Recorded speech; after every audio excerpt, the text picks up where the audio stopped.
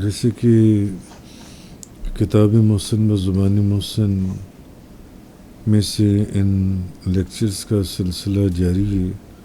اور ابھی پچھلے چند روز سے ہمارا ٹاپک یہ ہے: کیا اردو عبارت کا وظیفہ یا تکرار کسی کو فائدہ پہنچا سکتا ہے؟ اردو عبارت کا وظیفہ یعنی اردو عبارت کا وظیفہ یا تکرار کسی کو کیسے فیضیاب کر سکتا ہے؟ تو اس سلسلے میں پچھلے بیانات کے اندر ایک تو میں نے خواجہ حسن رسول نما اور نبی کریم صلی اللہ علیہ وسلم والا وہ جو واقعہ وہ میں نے آپ کو بتایا، اور پھر اس کے بعد جون سا ہے کہ کس طرح خواجہ حسن رسول نما نے نبی کریم صلی اللہ علیہ وسلم کی بارگاہ میں اس وہ جو وظیفے والا معاملہ تھا، اور نبی پاک صلی اللہ علیہ وسلم نے ان کی بات کو قبول فرمایا اور ان کو جو وہ مانگتے تھے ان کو عطا فرمایا۔ اسی طرح پھر خواجہ یحییٰ منیری رحمۃ اللہ علیہ والا واقعہ بھی میں نے بیان کیا، اور کل کے لیکچر میں میں نے حضرت فاروق اعظم والا واقعہ جو دریائے نیل کو انہوں نے ایک خط لکھا تھا، وہاں پر کوئی آیت قرآنیہ نہیں تھی یا کوئی انہوں نے اس دریائے نیل کو دم نہیں کیا تھا کوئی آیات پڑھ کر، بلکہ ایک تحریر لکھی تھی جیسے ایک انسان کسی دوسرے انسان سے ڈائریکٹ مخاطب ہوتا ہے، ایسے حضرت عمر فاروق جو ہیں اس دریائے نیل سے مخاطب ہوئے، اور پھر وہ جو آپ نے کلمات وہ جو ایک عبارت لکھی تھی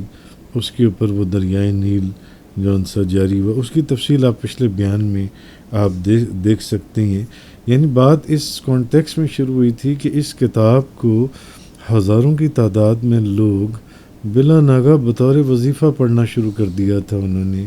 جن میں سے کثرت ان لوگوں کی تھی جو آ کر یہ بتاتے تھے کہ ہمیں اس کتاب کے پڑھنے سے حضور غوث اعظم شیخ عبدالقادر جیلانی رضی اللہ تعالیٰ عنہ آپ کی زیارت سے ہم مشرف ہوئے، آپ نے ہمیں اپنی زیارت عطا فرمائی جن سے۔ تو کہنے کا مقصد یہ ہے کہ جن صفحات کے اوپر اللہ کا کلام آیات قرآنیہ کی صورت میں اور نبی پاک صلی اللہ علیہ وسلم کا فرمان احادیث مبارکہ کی صورت میں اور اولیاء کا فیضان واقعات کی صورت میں اور تذکرہ شاہ جیلان کتاب کے مرکز و محور کی صورت میں ساتھ ساتھ چل رہا ہو، تو وہ کتاب بذات خود ایک وظیفہ بن کر سائلوں اور بے نواؤں کی جھولیاں نہ بھر دے، تو اس میں کون سی کوئی ایسی مشکل بات ہے جو ان سی ہے۔ بہرحال وہ ایک ڈیٹیل چل رہی تھی۔ تو بندگان خدا، اصل میں آج ہم وہیں سے آگے کنٹینیو کر رہے ہیں کہ بندگان خدا کے اللہ کے بندوں کے تو صرف نام ہی حاجت براری کے لیے اپنا اثر اور تاثیر رکھتی ہیں، ان کے ناموں میں اللہ نے اتنی برکت دی ہے۔ اور میں آپ کو حدیث سے حوالہ دیتا ہوں، ابن ماجہ طبرانی بہقی شریف کے اندر حضرت علی بن ابی طالب سے مروی ہے کہ نبی کریم صلی اللہ علیہ وسلم نے فرمایا، ایمان نام ہے دل سے پہچاننے، زبان سے اقرار کرنے اور ارکان پر عمل کرنے کا۔ کہ حضور نے فرمایا ایمان جو ہے یہ نام ہے اس حدیث میں، دل سے پہچاننے، زبان سے اقرار کرنے اور ارکان کے اوپر عمل کرنے کا۔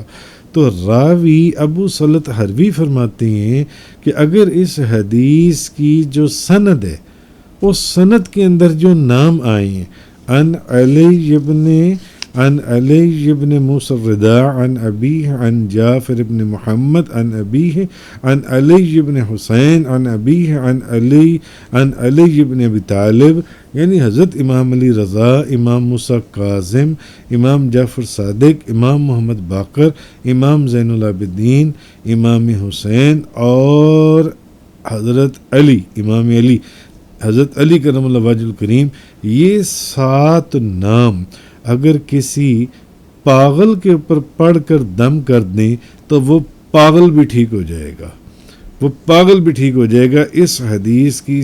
سند کے اندر جن ناموں کا ذکر کیا گیا ہے، اگر یہ نام کسی پاگل کے اوپر پڑھ کر دم کر دیا جائے تو وہ ٹھیک ہو جائے گا، اور یہ ابن ماجہ طبرانی بہقی شریف وغیرہ احادیث کی کتابوں کے اندر ہے۔ تو اسی طرح اگر آپ غور کریں یعنی بندگان خدا، اللہ کے بندوں کے تو صرف جو اولیاء اللہ صالحین بزرگ لوگ ائمہ ہیں، ان کے تو ناموں کے اندر اتنا اثر اور تاثیر ہے، اتنا اثر. اسی لیے آپ دیکھیں کہ تمام سلاسل اور بزرگوں کے خانوادوں میں تہجد کے وقت اٹھ کر جو خاص لوگ ہیں، جو چاروں سلسلوں میں نقشبندی، قادری، سروردی، چشتی اور جتنے ضمنی سلسلے ہیں اس کے، ان سلاسل کے اندر تہجد کے وقت شجرہ طریقت پڑھا جاتا ہے. تو شجرہ طریقت اس کی ایک مثال آپ کے سامنے. اب شجرہ طریقت اس میں اس شجرے کے اندر اگر آپ غور کریں، اس میں خدا کا نام یا آیات نہیں پڑھی جاتی، بلکہ بندگان خدا کے ناموں کا ورد کیا جاتا ہے. بندگان خدا کے ناموں کا ورد کیا جاتا ہے، اور بندگان ان اللہ کے بندوں کے وسیلے سے اللہ کی بارگاہ میں اپنی مناجات اور دعائیں پیش کی جاتی ہیں. اسی طرح آپ دیکھیں، بزرگوں سے ہم نے سنا، کتابوں میں پڑھا، بنی اسرائیل کے اولیاء اصحاب کاف کے ناموں، جو اصحاب کاف ہیں بنی اسرائیل کے جو اولیاء ہیں، وہ کتابوں میں آتا ہے مکسلمینہ یا ملیخہ مرتونس بیبونس سارین کشویتونس زونوانس کتمیر. ان کے ان اولیاء، ان کے تعویذ کی برکت سے، اب ان کے نام ہیں، صرف نام ہیں، اور ان کے ناموں کے تعویذ کی برکت سے مکان جلنے سے محفوظ رہتا ہے، مال چوری ہونے سے محفوظ رہتا ہے، کشتی یا جہاز غرق ہونے سے محفوظ رہتا ہے، آگ لگنے سے محفوظ رہتا ہے، خشکی اور تری کے سفر میں جان اور مال لٹنے سے محفوظ رہتا ہے. تو کہنے کا مقصد یہ ہے کہ اگر ان بنی اسرائیل کے اصحاب جو اولیاء اصحاب کاف ہیں، ان کے ناموں کے اندر اللہ نے اتنی برکت رکھی، اور جیسے میں نے پچھلی حدیث آپ کو سنائی ہے، یہ ابن ماجہ، طبرانی اور بہقی والی، اس حدیث کی سند میں جو نام آئی ہیں، کسی پاگل کے اوپر پڑھ کر دم کر دیں تو وہ پاگل ٹھیک ہو جائے گا. تو کہنے کا مقصد جس کتاب کے اندر، جس کتاب کا یہاں ذکر ہو رہا ہے، کتاب محسن بزبان محسن، تو جس کتاب میں نبیوں کے تاجدار کی امت کے اولیاء کے سرتاج غوث اعظم کا ذکر یا نام ہر صفحے کے اوپر کم و بیش چمکتا دکھائی دے رہا ہو، وہ کیسے پریشانیوں، تکلیفوں اور مصیبتوں کو دور کرنے میں اسم اعظم کا کام نہیں دے گی. انشاءاللہ وہ کتاب، اس کتاب کا پڑھنا بھی، جس کتاب کے ہر صفحے کے اوپر کم و بیش حضور غوث اعظم شیخ عبدالقادر جیلانی کا نام آپ کو چمکتا دکھائی دے گا، وہ اسم اعظم کا کام دے گی. جیسے کہ میں نے پچھلی مثالیں دی ہیں، ان کو آپ ذہن میں پہلے رکھ لیں.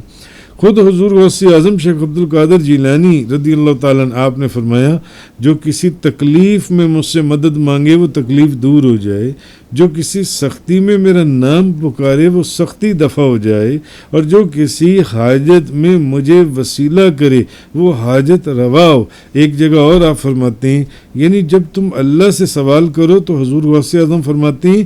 میرے وسیلے سے مانگو. لہٰذا سینکڑوں کی تعداد میں لوگ آ کر اس کتاب سے متعلق حاجات بر آنے کے واقعات بتاتے تو عقل حیران اور ششدر رہ جاتی. اس کے لیے پھر آپ کو اس کتاب کو، گو کہ ہم تو لیکچر وائز اس کو بیان کر ہی رہے ہیں، مگر پھر اس کا پورا استفادہ حاصل کرنے کے لیے یہ کتاب محسن و زبان محسن عرف محسن اعظم فی مناقب غوث اعظم، یہ حضور غوث اعظم کی ان کرامات کا مجموعہ ہے جن کرامات کا دور حاضر سے تعلق ہے، اس دور سے تعلق ہے، جو کرامات پہلے کسی کتاب میں نہیں لکھی گئیں، کم و بیش چونسی ہیں. تو اس کے لیے آپ کو اس کتاب کو غور سے اور سمجھ کر پڑھنا پڑے گا. بہرحال پھر اس کتاب کے حوالے سے جو بات ہو رہی ہے کہ لوگوں نے اس کتاب کو اپنا ایک برکت کے لیے حضور غوث اعظم کا ذکر اور اس کے ساتھ ساتھ اللہ اور اس کے رسول کا ذکر، لوگوں نے اس کو جو ان سے اپنا ایک وظیفہ بنا لیا. اور پھر ایک دن وہ بھی آیا جب 6 جولائی سن 2018 بروز جمعرات بندہ ناچیز بندہ ناچیز کی اجازت پر حضور غوث اعظم کی اجازت کی مہر تصدیق بھی ثبت ہو گئی۔ 6 جولائی سن 2018 بروز جمعرات ایک خاتون عارفہ نامی جو کہ زوجہ ہیں مبارک علی صاحب کی، وہ کہتی ہے، وہ خاتون کہتی ہے کہ 6 جولائی 2018 بروز جمعرات میں نے خواب دیکھا کہ سنہری تاج، شاہانہ لباس پہنے سامنے سے غوث اعظم شیخ عبدالقادر جیلانی تشریف لا رہی ہیں، اور میں نے جب غور کیا تو میں نے دیکھا کہ حضور غوث اعظم شیخ عبدالقادر جیلانی کے ہاتھوں میں کتاب محسن بزبان محسن عرف محسن اعظم فی مناقب غوث اعظم ہے۔ یہ کتاب آپ کے ہاتھ میں، کتاب محسن جنسی ہے۔ تو میں آپ کو دیکھ رہی ہوں تو آپ مجھے فرماتے ہیں یہ کتاب خود بھی پڑھا کرو، اپنے بچوں کو بھی پڑھایا کرو، اور لوگوں کو بھی اس کے پڑھنے کا کہا کرو کہ وہ بھی اس کتاب کو پڑھیں۔ تو کہنے کا مقصد یہ ہے کہ اصل میں 6 جولائی 2018 کو بندہ ناچیز کی اجازت پر حضور غوث اعظم کی اجازت کی بھی اسٹیمپ ایک لگا دی گئی، جس کو ایک روحانی سلاسل کے اندر روحانی اجازت کہا جاتا ہے یا سمجھایا جاتا ہے۔ خیر، شیخ فرید الدین عطار رحمۃ اللہ علیہ کی مشہور زمانہ تصنیف تذکرۃ الاولیاء کے دباچے سے کے اندر جیسے کہ آپ فرماتے ہیں کہ لوگوں نے امام یوسف ہمدانی سے پوچھا کہ جب بزرگان دین کا زمانہ چلا جائے گا، بزرگان دین کا زمانہ ختم ہو جائے گا، گزر جائے گا، اور یہ جماعت چھپ جائے گی، بزرگان دین کی جماعت روپوش ہو جائے گی، تو اس وقت ہم دنیا کے مکروہات سے کیسے بچیں؟ ہم کیسے بچ سکتے ہیں دنیا کے مکروہات سے؟ لوگوں نے امام یوسف ہمدانی سے پوچھا، انہوں نے فرمایا تو اس وقت ان کے کلام، اولیاء اللہ کے کلام اور حالات کے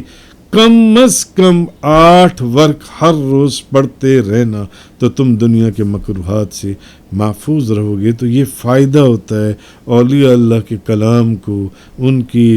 کی سمن حیات کو، ان کی سیرت کی کتابوں کو، ان کی بایوگرافی کو پڑھنے سے اللہ تعالیٰ انسان کو دنیا کے مکروہات سے بچا لیتا ہے۔ تو حضور غوث اعظم شیخ عبدالقادر جیلانی رضی اللہ تعالی عنہ وہ تو پھر اولیاء کے بادشاہ